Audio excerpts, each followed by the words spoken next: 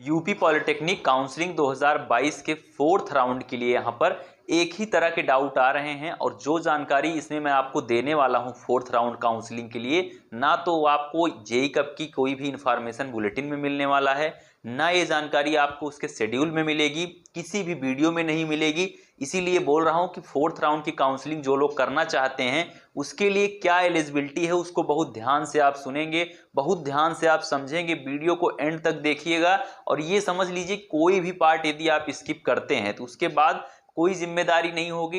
Insta पे message बहुत ज्यादा आ रहे हैं, एक ही तरह के सवाल आ रहे हैं, इसीलिए सबके जवाब देना भी बहुत मुश्किल है। स्टूडेंट ध्यान से आप लोग सुनिएगा और आप लोग जो लोग भी चैनल पर नए हैं उनसे यही कहना चाहता हूं चैनल को सब्सक्राइब करके आप लोग जुड़ जाएं। इंस्टा अकाउंट मिल जाएगा, उसको फॉलो करें। कोई भी अगर आपका पर्सनल सवाल है वहां पर आप पूछ सकते हैं। टेलीग्राम ग्रुप ज्वाइन करें, वहां पर जो भी इंपॉर्टेंट पीडीएफ होते हैं, बैकेंड सीट की जो लिस्ट वगैरह है, सब कुछ आपको वहां पर प्रोवाइड की जाएगी और चैनल पर डिस्कस भी किया जाएगा। स्टूडेंट सबका लिंक आपको डिस्क्रिप्शन में मिल जाएगा। चलिए स्टार्ट करते हैं। पहले यहां पर फ्लॉट जो ऑप्शन है उसको लेकर जो यहां पर कंफ्यूजन चल रही है, थर्ड राउंड का फ्लॉट और फोर्थ राउंड की काउंसलिंग, यही दो इस समय पर पॉइंट हैं जो कि बहुत ज्यादा कंफ्यूजन में हैं। सभी जितने स्टूडेंट हैं मैं सबकी बात कर रहा हूं। यहां पर आपको सिक्स्थ राउंड में भी ये प्रॉब्लम फेस करने को मिलेगी। जो लोग भी, अब तो हर स्टेप में ये समस्या आपके पास आएगी कि यदि मैं फ्लॉट कर रहा हूं और नेक्स्ट राउंड में फिर से चॉइस फिलिंग आ रही है तो क्या मैं एलिजिबल हूं। वही चीज सब कुछ आपको मैं समझाने वाला हूं। स्टूडेंट देखिए, पहले मैं आपको दिखा देता हूं वो पीडीएफ जो कि फ्लॉट ऑप्शन को लेकर आया है। ये तो आपका शेड्यूल है जो कि आपकी काउंसलिंग है फोर्थ राउंड के लिए। जो लोग काउंसलिंग अपनी करेंगे वो 25 तारीख से उनकी चॉइस फिलिंग, और जो लोग न्यू रजिस्ट्रेशन करेंगे, जो अदर स्टेट के स्टूडेंट हैं वो पहली बार एलिजिबल हुए हैं, तो उनका जो है यहाँ पर रजिस्ट्रेशन भी 25 से 26 तारीख तक होगा। काउंसलिंग भी इसी दौरान होगी। उसके बाद ये सारे स्टेप हैं, मैंने डिस्कस भी कर दिया है। शेड्यूल आपको ग्रुप में मिल जाएगा, टेलीग्राम ग्रुप में। किसी तरीके से आपको स्क्रीनशॉट वगैरह लेने की कोई आवश्यकता नहीं, बस आपको डिस्क्रिप्शन में दिए गए टेलीग्राम ग्रुप को ज्वाइन कर लेना है। लेकिन बात इसमें ये नहीं थी कि शेड्यूल क्या है। शेड्यूल के अलावा जो हमारी बात थी फ्लॉट ऑप्शन को लेकर, उसको थी। तो चलिए उस पीडीएफ को भी आपको दिखा रहे हैं। ये वो पीडीएफ है स्टूडेंट, तो ये भी आपको मिल जाएगा ग्रुप में, मैं भी डाल दे रहा हूँ। आप लोग जाइएगा टेलीग्राम ग्रुप पर, इस पीडीएफ को ध्यान से पढ़ लीजिएगा जो कुछ पढ़ना चाहें। लेकिन मैं जो आपको दिखाने वाला हूँ इसमें फ्लॉट ऑप्शन, कि जो लोग यहाँ पर लगातार अपना फ्लॉट करते हुए आ रहे हैं या फिर आगे फ्लॉट करने के लिए सोच रहे हैं फिफ्थ राउंड में, सिक्स्थ राउंड में, उनके लिए यहाँ पर क्या उनके लिए चीज़ें होने वाली हैं, उनके लिए ज़रूरी चीज़ें क्या हैं, मैं वही चीज़ आपको बताना चाहता हूँ। देखिए, पहली बात तो आपको एक चीज़ और समझना होगा कि आप लोग चतुर्थ चरण में यदि आप फोर्थ राउंड की काउंसलिंग करेंगे उसमें आप सिर्फ और सिर्फ 10 विकल्प भर पाएंगे। ये अब अनलिमिटेड ऑप्शन नहीं होंगे। अब तक आपके पास थर्ड राउंड तक आपके पास ये था कि आप अनलिमिटेड भर सकते थे, लेकिन अब यहाँ पर क्या है कि आप सिर्फ 10 विकल्प भरेंगे। कौन से भरेंगे उसके लिए टेलीग्राम ग्रुप को आप लोग ज्वाइन करके रखिए। यहाँ पर जो है चैनल की नोटिफिकेशन ऑन करके रखिए। मैं आपको बताऊंगा कि कौन से कॉलेज आपको सेलेक्ट करना है, जिसकी ब्रांच, आप किस ब्रांच में कितनी सीटें हैं। जब वो चीज़ डिस्कस हो जाएगा तो उसी के अकॉर्डिंग आप 10 कॉलेज अपने भर दीजिएगा। चलिए अब आपको वो चीज़ मैं दिखा रहा हूँ। यहाँ पर कहाँ पर लिखा गया है, छठे चरण से अंतिम चरण तक केवल 10 विकल्प चयन किए जा सकेंगे। मतलब जो लोग छठे चरण में जाएंगे, इसके लिए हम बाद में डिस्कस कर लेंगे, अभी तो हमें सिर्फ फोर्थ राउंड पे फोकस करना है।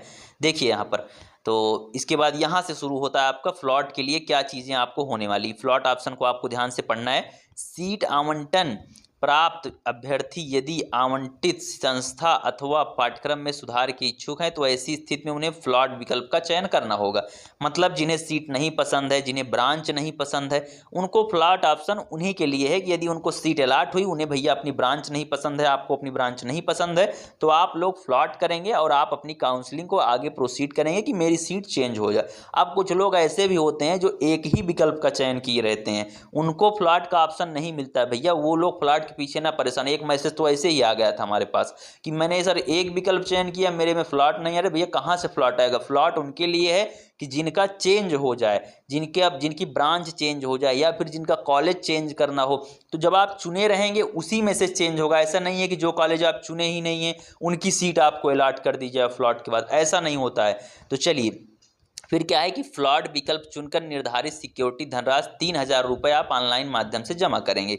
द्वितीय और तृतीय चरण के लिए आहर्य हो जाएगा, मतलब कि जो द्वितीय चरण है और तृतीय चरण है वो उसके लिए क्या होगा, एलिजिबल हो जाएगा। जो फर्स्ट राउंड में अपना ये चीज़ 3,000 रुपये जमा करेगा, फ्लॉट करेगा, वो थर्ड राउंड की काउंसलिंग के लिए वो पात्र हो जाएगा। इसका मतलब ये होता है। ऐसे अभ्यर्थी को आवंटित सीट तब तक सुरक्षित रहेगी जब तक कोई अन्य सीट आवंटित ना हो जाए।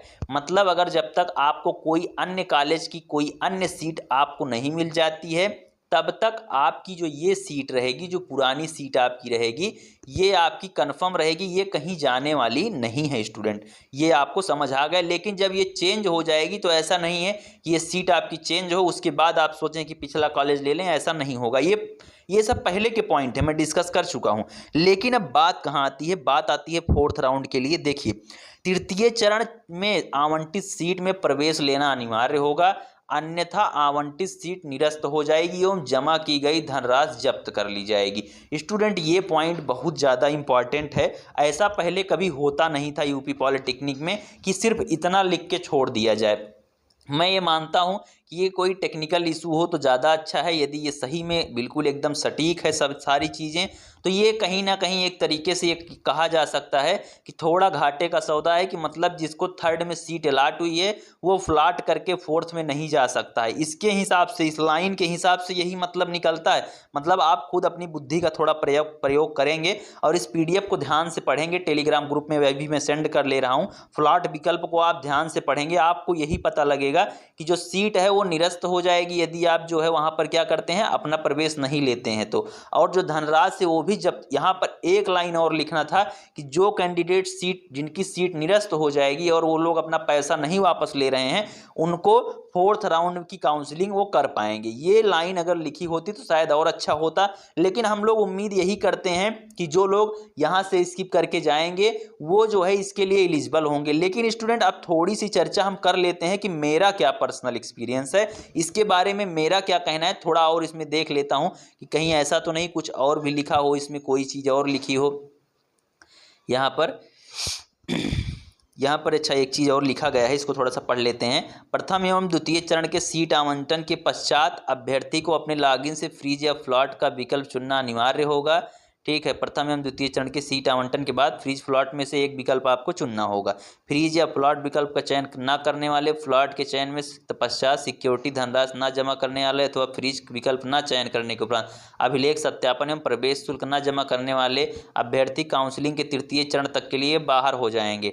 देखिए, ये लाइन इसमें जो लिखा है इससे क्या निकलता है कि मतलब जो भी कैंडिडेट पहले राउंड में फ्रीज या फ्लॉट चुनने के बाद फ्रीज यदि चुनते हैं और वो अपना डॉक्यूमेंट वेरिफिकेशन नहीं करवाते हैं, पैसा नहीं पे करते हैं, इस तरीके से अगर कुछ नहीं करते हैं, जो उनका तृतीय चरण में जो उनका काउंसलिंग होगा, मतलब 3 चरण तक, वो निरस्त मान ली जाएगी और वो क्या होंगे, वो फोर्थ राउंड, तृतीय चरण तक बाहर होंगे। लिखा गया है कि तृतीय चरण तक की काउंसलिंग के लिए बाहर हो जाएंगे। लेकिन फोर्थ के लिए बाहर होने का विकल्प यहाँ पर स्टूडेंट नहीं लिखा है। इस चीज़ से मैं थोड़ा सा, मेरा पर्सनल एक्सपीरियंस है कि मेरा क्या है इसमें, कि यही मैं कहना चाहता हूं कि एलिजिबल होना चाहिए जो भी कैंडिडेट यहां पर अपना डॉक्यूमेंट वेरिफिकेशन नहीं करवाएंगे थर्ड राउंड में, जो भी कैंडिडेट यहां पर किसी तरीके से फी वगैरह नहीं पे करेंगे, उनकी सीट निरस्त होगी और फोर्थ राउंड में वो एलिजिबल कर दिए जाएंगे। लेकिन चलिए थोड़ी सी मैं अपने पर्सनल एक्सपीरियंस थोड़ा सा आपको और बताता हूँ। जो मैं पिछली एक वीडियो में जो मैंने आपको डेटा दिया था कि जो लोग भी अपनी जो फ़ी है, जो उन्होंने फ़ी डिपॉजिट की थी फ्लॉट ऑप्शन के लिए 3,000 रुपये,